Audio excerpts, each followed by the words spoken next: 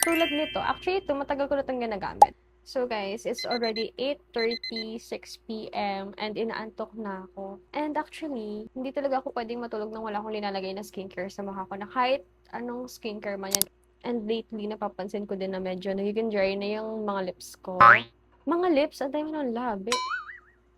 Kaya pasensya na kasi talagang nakapantulog na ako. Oh. Alam niyo ba, ang tagal kong hinahanap tong Vaseline ko na 'to. Hindi ko lang kasi ko siya nalagay so sobrang liit niya. Tapos ngayon parang nasa cabinet ko lang. So if you know this brand is to Some By Me. Na-discover ko lang 'to last year. Kung napapansin niyo kasi talagang ano ako ngayon, medyo madalas ako nagpupuyat.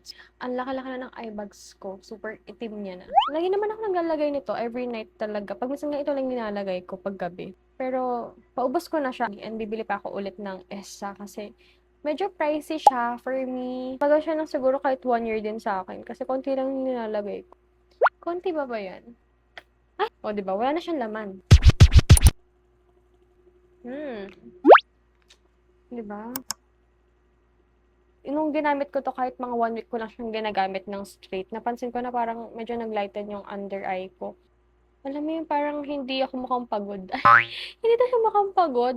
I mean, parang hindi ako mukhang puyat. At saka ano, matagal ko siya nagamit. Siguro kahit 9 months, ganun, or 6 months. Sabi ko under eye lang, pero pati pisngi ko meron, oh.